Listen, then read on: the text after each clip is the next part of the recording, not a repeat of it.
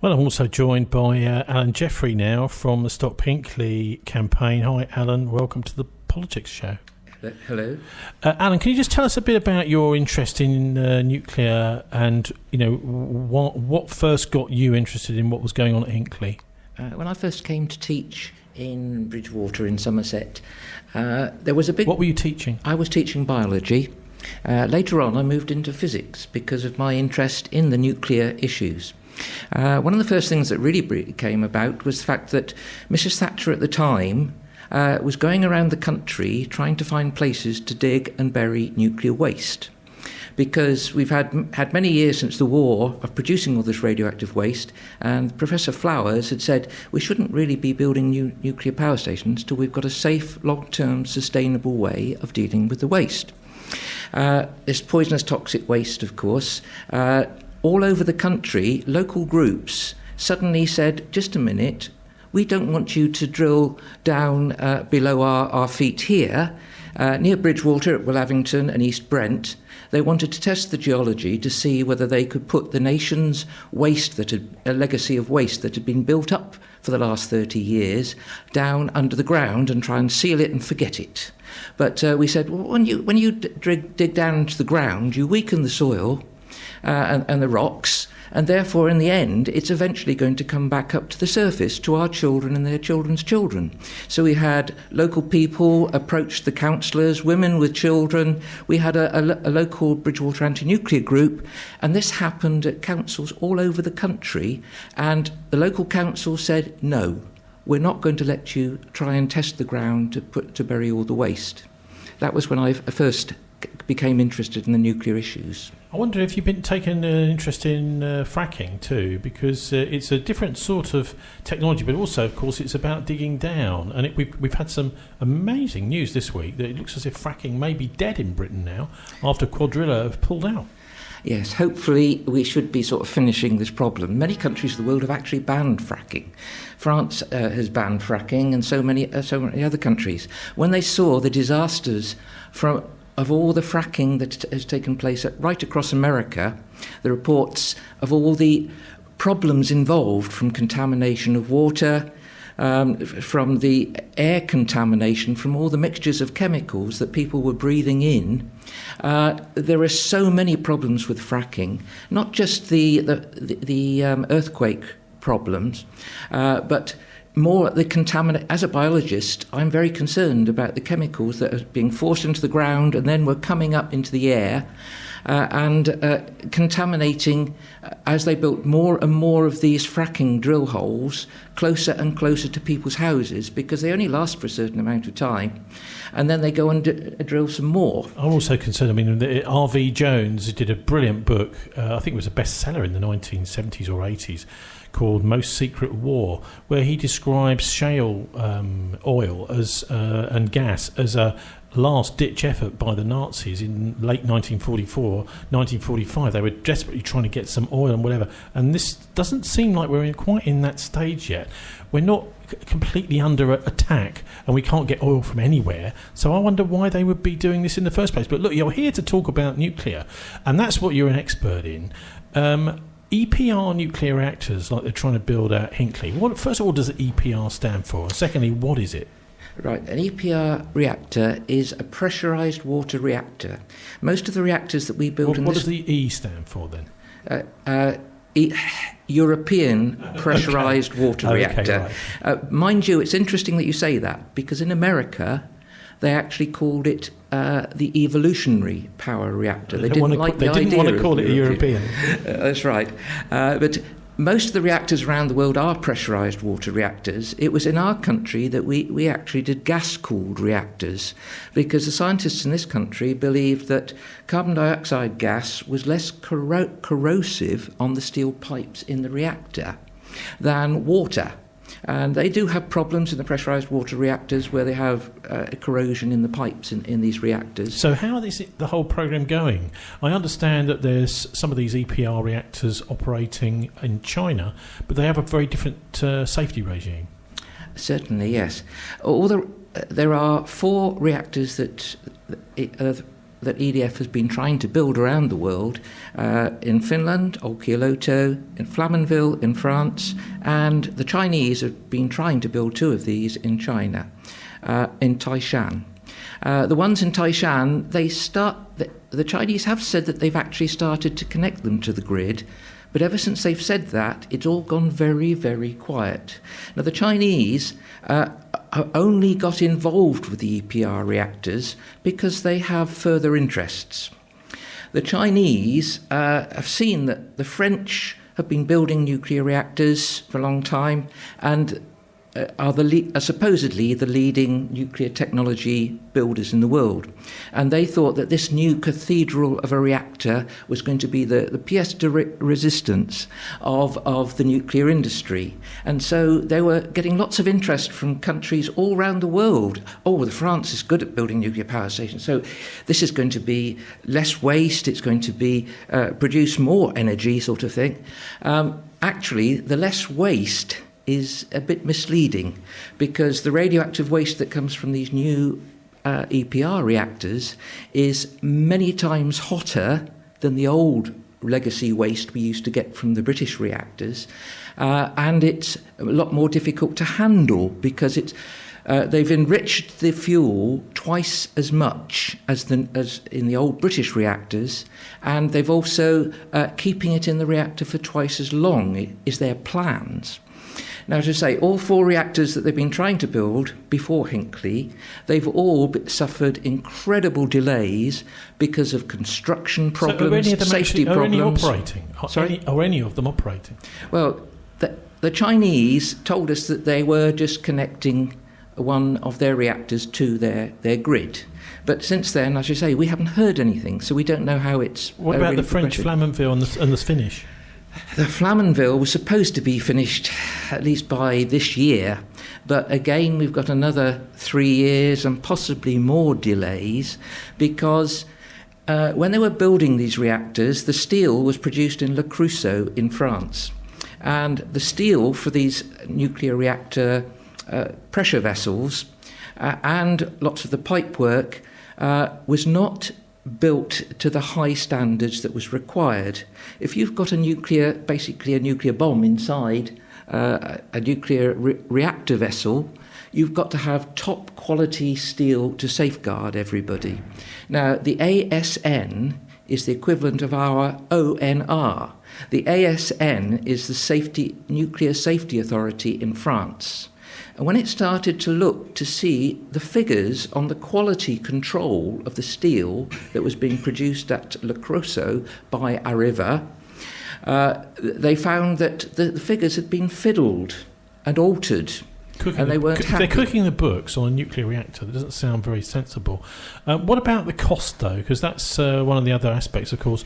If this thing does come online, is our electricity going to be free, as was once said with nuclear power? I think it was David Marshall, wasn't it, at the time, was saying, it will be so cheap we won't have to meter it. Back in the 60s and 70s he was saying this.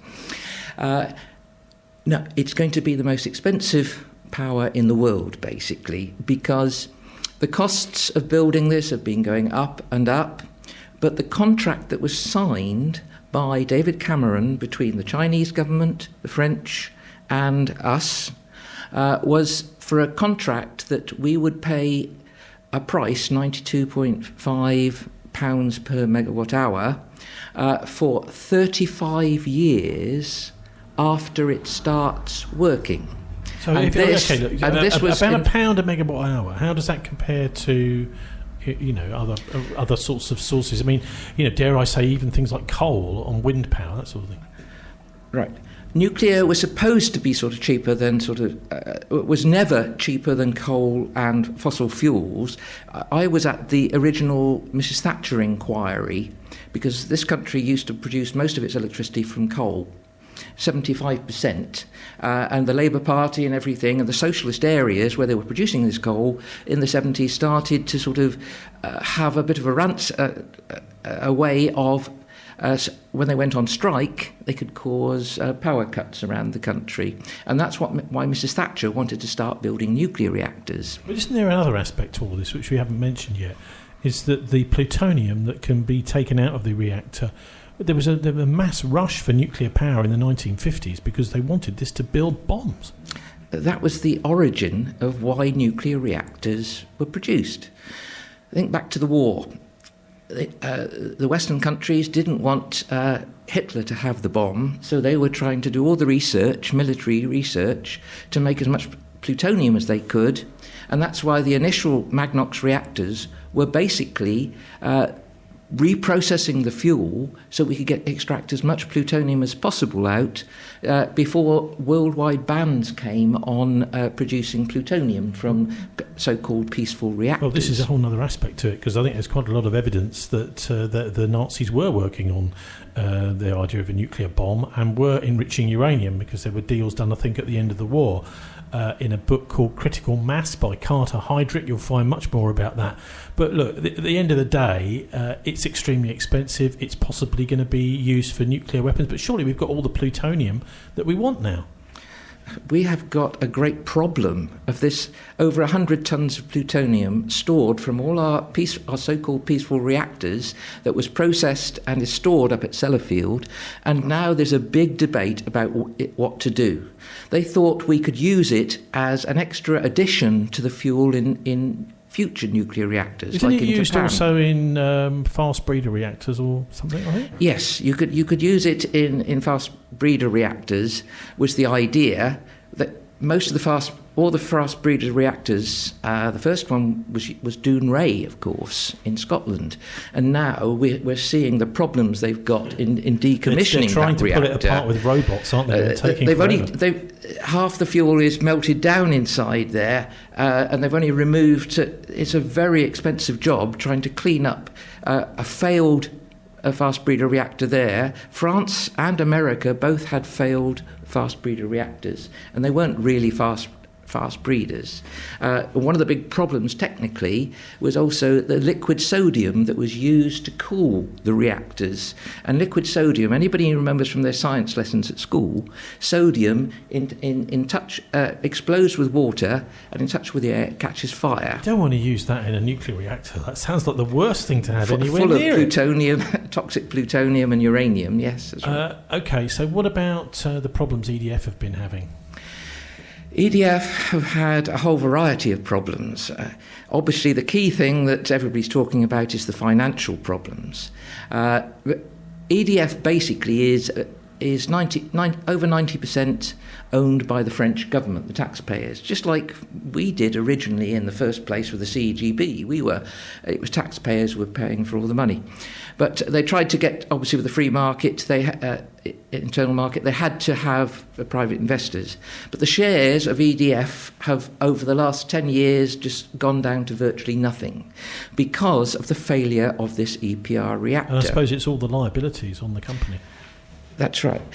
When Areva, the other sort of section of the French nuclear industry, went bankrupt, and EDF had to absorb the bankruptcy from when Areva tried to build this first reactor in Finland. So how's all this been affecting Hinkley? Hinkley, the costs... Given that EDF are intimately involved in building this thing, supposedly. That's right.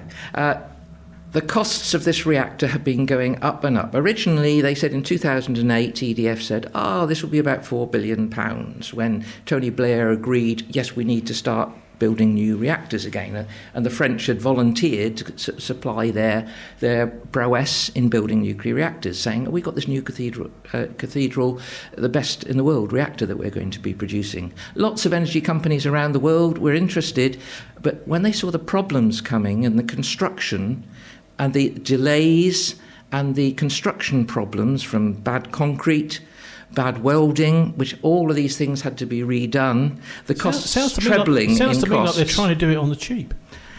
Yeah, well, one of the big problems was, when you look at the early nuclear reactors were built, we had a different skills and engineering system of working. Well, it's completely different. If you're doing it from a state-run, nationalised industry, they've just got to build the thing the way it needs to be built. When you're dealing with EDF or any other profit-making company, they're having to look constantly at the bottom line and cost-cutting. That's right. But as I say, on the skilled workers, they were importing, there was about both in France and in Finland, they were using new workers who hadn't worked with nuclear quality standards of controls before, and therefore they were failing the safety security tests, especially when Fukushima came along. When Fukushima went up, there was a whole lot of extra safety measures which all added to the costs of building nuclear reactors. Here at Somerset, of course, we've got a very easily erodable soft coastline here where they were building the reactor, and there were lots of flooding problems, and that's another problem we've got to look into the future. These coastal sites, of course, are very vulnerable to climate change because we've got all the figures we're seeing from scientific reports over the last sort of 10 years are showing that the sea level rises are accelerating. The global sea level rises are constantly increasing, and it's not going to stop because there are features that will, in climate change, that will take place and keep these levels rising even higher. But I do wonder if the nuclear industry isn't a bit of a dinosaur, really, because we're undergoing an energy revolution right around the world. Yes, yes, certainly. The nuclear industry, I say, is last century steam technology, because you've got to bear in mind that nuclear reactors can only produce two things. They weren't designed to make electricity. Nuclear reactors were designed to make nuclear waste in the form of plutonium for the bombs and heat. And then after they dropped bombs on Hiroshima and Nagasaki, and the politicians still wanted to keep the big bombs in production, but they brought out a policy of what they called atoms for peace, so that they could still build nuclear reactors, but they would use all this excessive heat as energy to produce electricity. The big problem is when all thermal power stations, whether they be coal, gas or nuclear, you've got masses of heat and you've got to turn it into electricity. To do that, you've got to be at a place where you've got large sources of water. That's why we've got the coastal situation here. We've got masses of cooling water, and 70% of that heat energy is thrown straight back into the sea. So all this energy for 60 years this nuclear reactor is supposed to be producing from the fission reactor, 30% of it, 70% of it is going into the water. I'm surprised we don't have tropical fish in the Bristol Channel as a result of that. There certainly are thermal plumes that do occur, because, as I say, HPC will be needing 132 cubic metres of water per second in order for the two reactors to recondense the steam in order to produce the electricity. But I mean, how does it compare to all these other new types of energy? We've got this massive tidal scheme up in the north of Scotland, the Maygen scheme, which is actually we've got an enormous tidal reach actually in the Bristol Channel too. So that's just one example. Tidal power could be the future. The Queen's investing in it, isn't she? Because she owns the seabed up in Scotland, and she's got a massive tidal scheme going there. Certainly, all around the world at the moment, there is a complete revolution taking place, and even the countries that used to be dependent on fossil fuels and nuclear are realising that the renewables, using the natural energy from the wind, the sun, the solar, and the tidal energy, and tidal energy is going to be the next big move because it's much more regular than the slightly intermittent solar and wind. And everybody can tell when the tidal energy is going to be there. The mariners of the world will know exactly when the tides are flowing, sort of thing. So we've got security by using the whole mixture of renewable energies. But hang on, look, the big thing with nuclear, as far as I'm concerned, is the waste. This is something that we don't want to be handing on to future generations. Isn't it? Am I right in saying it's an unsolved problem? No one has still worked out what to do with this stuff? That's right. All over the world, we have this growing problem of radioactive waste. All those nuclear reactors they built in different parts of the world, the final product is contaminated power plants when they finish their life and spent fuel. Every nuclear reactor in America has at the bottom of the garden a whole lot of spent nuclear fuel which they don't know what to do with. Okay, so the idea is it's almost like you go out and do your gardening, you have a few trimmings, you put it on a compost heap. Well, that's what they've been doing with their nuclear waste, is keeping it on site. Is that what you're saying? Yes, in America they've been keeping it on site. In Britain here, with the Magnox reactors and the gas-cooled reactors, we kept it for 90 days in the ponds below our reactors, and then it was cool enough for them to package, put on the railway lines and take all the way up to Sellafield. So all the nuclear reactors in this country sent their high-level waste up to Sellafield, partly because of the reprocessing to get the plutonium. This is the old fuel rods as they come out of the reactor. But, yes. Sorry. Yeah, so is there anything we can do with this stuff? I mean, some people have talked about finding volcanic areas and forcing it down into the Earth's core. Others have talked about sending it on rockets into the sun. But, we've got to get it away from this, because obviously, you've got tens of thousands of years of half-lives of these horrible actinides there. The type of stuff that comes out is all sorts of... it's an element, isn't it? But it's a type of element which is radioactive. I'm not quite sure what they're called. But anyway, those things, what can we do with them? I mean, it's actually, sending him on a rocket to the sun is going to be expensive because they're very heavy. Not only will it be very expensive, how many rockets actually leave the actual Earth? We have had several terrible disasters of space rockets. Gosh, and if you filled a space rocket with plutonium and then it doesn't get through out into space, it all comes back down to Earth. You seem to be hinting, Alan, that there isn't anything we can do with this stuff. I mean, the Scandinavians in particular, Finland and Sweden and Switzerland, are trying to look at ways of digging holes in the ground to eventually sort of store the waste. In Finland, the nuclear waste store that they've been trying to build there for the last 20 years, they've been tunnelling a couple of kilometres through granite rock tunnels, an enormous project just for the waste from a few nuclear reactors. There are masses of nuclear reactors. They're going to need vast amounts of careful storage.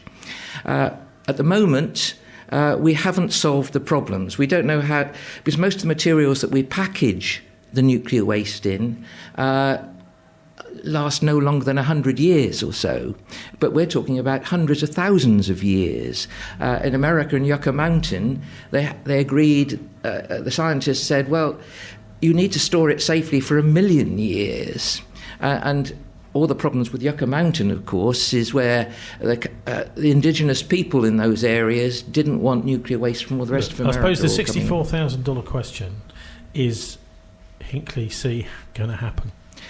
That is a very big question. There are basically 3 ways that it will not happen. One is that the French government, going through all these financial disasters, which they really are going through at the moment, if they suddenly decide to cancel, or our British government decides to cancel. Now, the UK National Audit, looking at the figures, and if you go to Stephen Thomas from Greenwich University, you'll find he's done a report about cancelling Hinkley, if our government was to cancel. If we were to cancel, it would cost us probably around about £4 billion in compensation to EDF and the French and the Chinese. But if we carry on with this, our national audit, the UK National Audit Committee, have actually said that the 35 years will be paying 3 times the normal cost for electricity. So we'll be the electricity consumers in this country will be paying £50 billion on top of the normal electricity costs over 35 years. So we certainly will have the most expensive electricity in the world. So the other way in which you could stop this is a legal situation. Now, the Austrians did try to stop Hinkley C. They backed, if you like, the NGOs in this country and Greenpeace and everybody, trying to sort of say, well, you're giving so many subsidies, you're not allowed to amongst the European market. It's supposed to be a free market sort of thing. You think by leaving the EU, it might actually be more likely to be built? Well, certainly it will cause big problems in many ways, because Brexit will cause big problems in the transport of workers, because a lot of the workers that will be working at Hinkley C, until recently, the basic building and foundation works have been a lot of local British people, but it's a French technology, so you're going to have importing of all the specialist workers for the rest of the work in building the reactors from all over Europe. And this is going to cause problems in the movement of workers. Brexit could do. The costs, of course, involved in importing and exporting the parts, for the nuclear parts, which a lot of them will be built in Europe, sort of thing. So there are horrendous problems for the nuclear industry. Look, Alan, I know you're not a betting man, but if you just bet one way or the other, do you think it's going to get built or not? I am just hoping that it will not be built. I think there's a good chance that there could be financial or scientific or legal problems which could eventually stop it, because it's already 10 years late. I mean, EDF said we would be cooking our Christmas dinners in 2017 on electricity from Hinkley Point. That was the date when they first thought they were going to be producing electricity. At Christmas 2017, myself and a group of others from Stop Hinkley, we went to the site and we took a turkey. And we're looking around at the site, all you saw was great big mounds of earth and an aggregate. Certainly so have they got the nuclear power pile station. and the pressure vessel all in place? Is it getting nearly... No. In fact, the pressure vessel top that they were going to use at Hinkley was actually cut up for testing. Although it had been produced and they were hoping to use it in Hinkley C, when the safety authorities in France, the ASN, discovered that there were problems with the amount of carbon, and they wanted to check to see how strong these steel parts were, these very important steel parts, they actually took the tops that were going to be used at Hinkley and they cut them up to investigate the amount of carbon in the steel to see whether it was going to be safe. So when I ask at Hinkley, at the Hinkley meetings from EDF, and NB it is called, they say that they're going to be the top for the reactor casks are going to come from Japan. And in fact, Flamanville, they've by 2024, they've arranged with the Japanese to have a new cap to put on the radioactive pressure vessels. Amazing. I mean, I can never get Flamanville. over the fact that the so-called model for Hinkley, Ron, is this town in France called Burning Town. I mean, it doesn't sound like a great omen for what's going to happen with Hinkley C. But anyway, what do you make of what you've just heard about this whole project? I'm overwhelmed by the technical details, but I think it's going to come down to the cost. You're talking about a company that has shareholders, a company that's there to make profits, and if the costs are going to be prohibitive, I think they'll have to pull the plug on the project. I don't think any arguments about storing radioactive waste, about the potential dangers to the population or to the environment will make any impression on the company or the government. It will be economics. Well, one way that this part of the world has hit the headlines just literally yesterday is to do with prostitution, amazingly. Yes. Police warn Somerset holiday home owners over pop-up brothels. Avon and Somerset Police said they're investigating 50 suspected brothels in residential settings such as holiday flats. The force also said half the intelligence reports about human trafficking and modern slavery it received in August centred on the exploitation of women and girls in off-street prostitution. Officers say brothels are not being set up just in Bristol but other urban centres, but also in the countryside. Reports of brothels being established close to the vast building site on the Somerset coast where the Hinkley Point C nuclear power station is taking shape, Ron. Amazing that this is a side effect, even though it doesn't look as if this place is actually anywhere near completion. It is quite amazing. I read that story as well, and my head was spinning because obviously the exploitation of women and young girls is horrendous. But it just shows you that in some areas there's very little opportunity for economic development, economic growth, and people are desperate for employment. And this is a side effect of a project which obviously might not even get off the ground. Human trafficking and modern slavery, Alan, down at Hinkley C. Yes, I mean, any big, enormous building project has lots of workers who've come in from all over the world.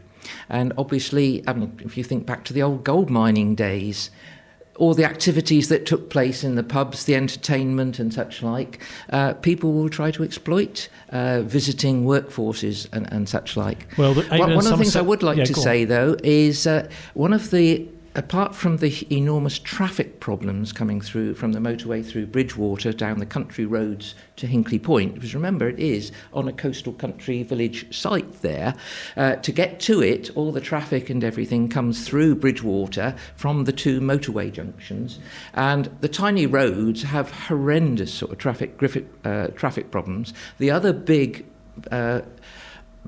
problem for the local people, is the fact that is the fact that their jobs and homes and renting. There's a lot of people that we're calling really gold diggers. They know that there's this huge workforce that are coming in that are paid a lot of money, because the nuclear industry pays the highest rates of money, and it's actually causing problems for people living in the area and for the businesses, the local businesses. Well, are suddenly finding that people are... The business is going to have loads more customers, surely. Yeah. But most of the businesses down our way, in this rural tourist area, are not engineering businesses. So most of the people that do the construction and the engineering come from the north of the country and from other industrial areas. Anyway, look, we're going to have to get to a final word on this, Alan, and that is your thoughts also about the disaster at Fukushima. I'm sure you've been following that. And, I mean, obviously it's another coastal site. We're not necessarily going to get a tsunami down the Bristol Channel, although apparently one did happen many years ago. But I mean, what's happening at Fukushima? Because we're hearing that the Japanese government are preparing to dump hundreds of tons of radioactive water now into the Pacific Ocean. Right. Water has been an incredible problem here in all nuclear sites, but especially at Fukushima. The rain that was coming down was going through the melted down reactors and pouring into the sea. So they had to they thought, what can we do to stop all the rainwater becoming contaminated and going into the sea? Hundreds of tons every day going in. So what they did is they tried to build an ice wall, a very expensive ice wall which uses masses of energy, but even this hasn't been very successful. But the other problem is they've got to keep on pouring water down to where those melted reactors are to stop them overheating and causing further problems. And as they pump the water down to keep it to help with the cooling, that water comes back to the surface contaminated, and they've got thousands of tanks, these steel tanks, which they've had to sort of try and make sure they're really secure. They've been building loads of them, haven't they? That's right. And they're running out of space. And so the authorities and the TEPCO management are all saying, well, we're going to have to sort of it's only got tritium in, they said at first, but it's actually got a lot more isotopes. And all the fishermen off the Japanese coast, China, Taiwan, and all those places are very worried. Sounds to me it like will all be poured into the sea. A disaster waiting to happen down there. Anyway, how do people follow what Stop Hinkley's up to, Alan? If you go to the Stop Hinkley website, which is stophinkley.org, or there's also a Facebook site, which is Stop Hinkley.